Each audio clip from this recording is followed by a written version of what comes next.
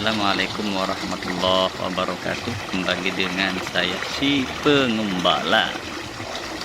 Kali ini akan melanjutkan pembahasan di video sebelumnya, yaitu tentang sholat ya, tentang sholat.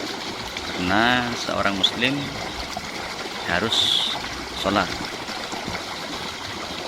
karena sholat merupakan rukun Islam. Sebelum melangkah ke sholat, ada hal-hal yang perlu dipersiapkan untuk sholat, yaitu suci, artinya punya wudhu terlebih dahulu. Kenapa demikian? Allah menjelaskan dalam Al-Quran, A'udzu billahi minasyaitonir rajim, qad aflaha man tazakka wa dzakara isma rabbih fasholla. Sungguh beruntunglah seseorang yang suci, artinya suci dari sesuatu yang kotor, yang najis, baik suci secara zahir maupun batin. Apakah ada kesucian zahir dan batin selengkap itu? Ada. Seperti apa contohnya? Suci secara zahir artinya kita harus punya wudhu, harus berwudhu agar suci dari hadas. Baik yang perlu diperhatikan juga secara zahir, suci dari kotoran-kotoran binatang, baik tempat yang akan dijadikan sholat, tempat untuk sholatnya, maupun pakaian. Pakaiannya diperhatikan dari ujung atas sampai ujung bawah, dari kopiahnya, bajunya, sarungnya, perlu diperhatikan. Mungkin ada kotoran-kotoran binatang, baik kotoran ayam, kotoran cicak dan sebagainya, itu diperhatikan. Juga yang perlu diperhatikan badannya. Apa badannya? Mungkin dalam keadaan hadas atau hadas besar, hadas kecil, ini harus disucikan terlebih dahulu. Kalau hadas kecil berwudu, kalau hadas besar harus mandi janabat. Para sahabatku, selain itu, yang perlu kita siapkan setelah kita memperhatikan kesucian tempat, pakaiannya, serta badannya, yang perlu kita siapkan adalah kesucian secara batin, suci secara batiniyah. Apakah suci dari batiniyah ini? Yaitu kita harus menghindari, mensucikan diri, membersihkan diri dari sifat-sifat secara batin. Contoh, riya. Ini harus dihindari, karena kita sholat menghadap kepada Allah, menghadap Sang Pencipta, Sang Maha Suci. Jika hati masih kotor dengan sifat riya, riya itu ingin dipuji seorang, ingin mendapat penghargaan dari seorang, mendapat pujian dari seorang, ini riya.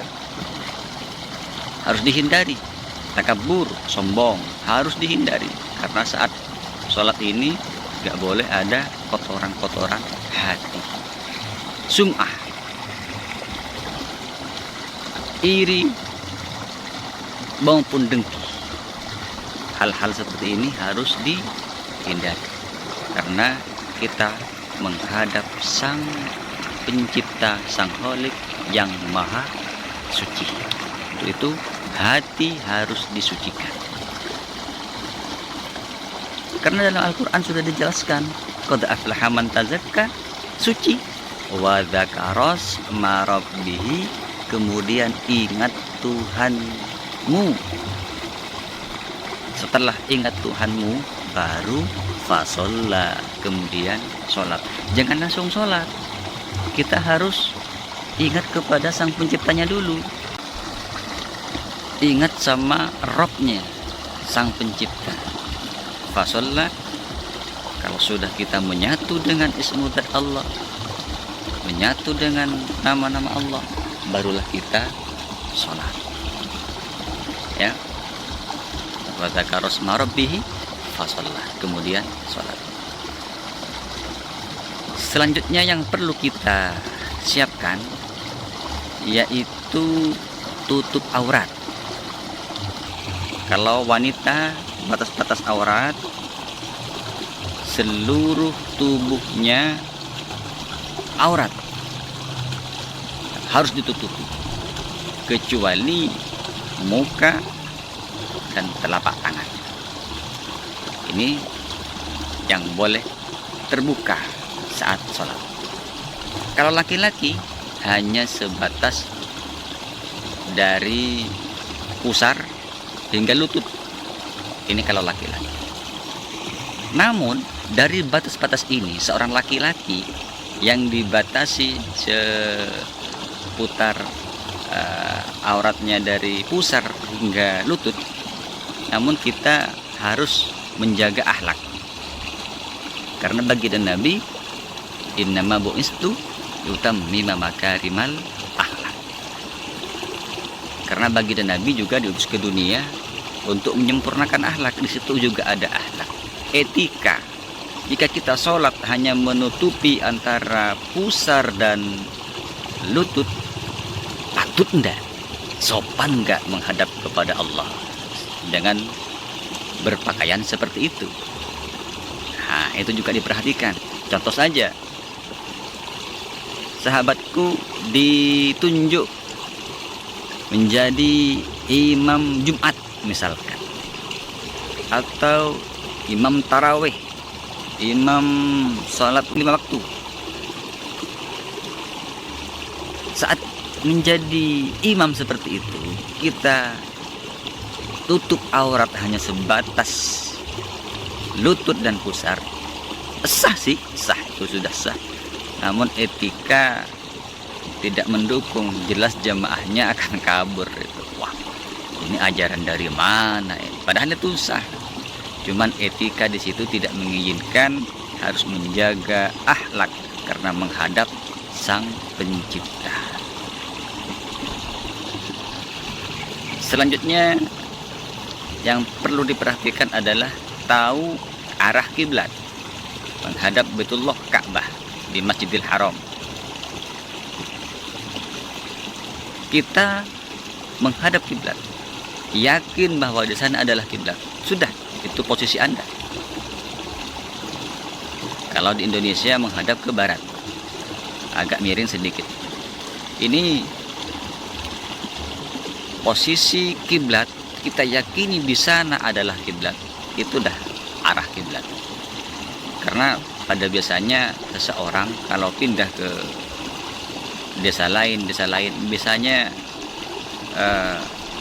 nggak paham kiblatnya kemana, arah pun jadi bingung, selatan di mana, utara mana, karena beda desa, karena seorang banyak yang bingung itu.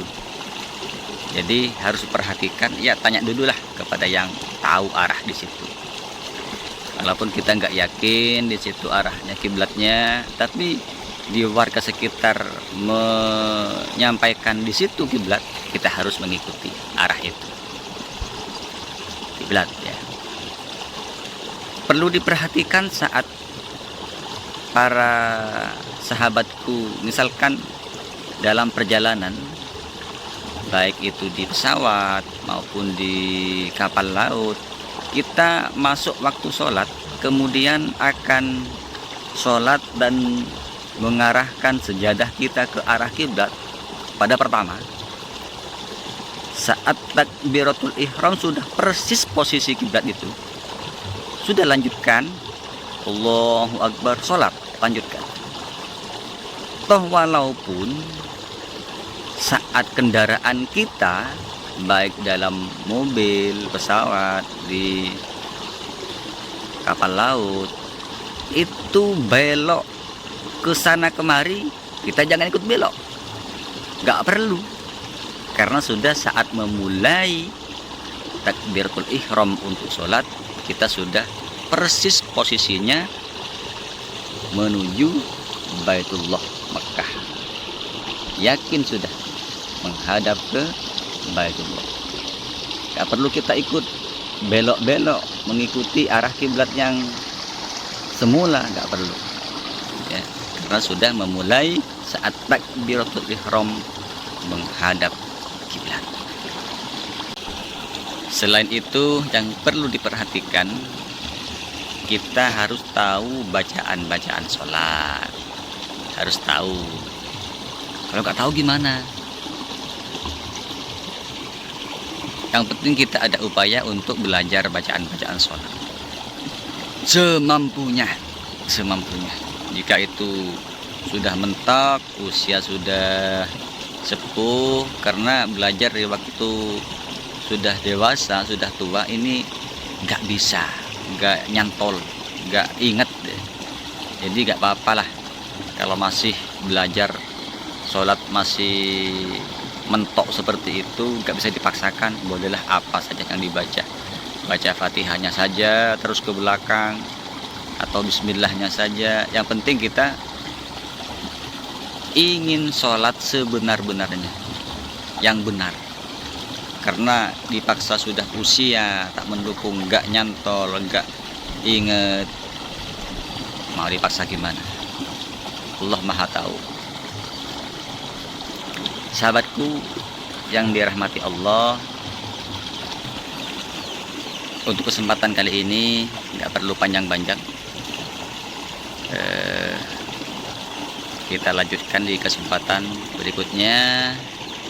Insya Allah saya hadirkan, kalau ketemu sama para ustadz, para sahabat-sahabatku yang alim, akan saya minta untuk menjabarkan hal-hal yang dibutuhkan untuk video ini, entah di bidang sholatnya atau di materi-materi lainnya. Tapi nggak janji, takut nggak ketemu sama orang-orang yang dibutuhkan, yang alim, lebih alamah gitu ya. Karena saya bukan orang yang alim, hanya seorang penggembala.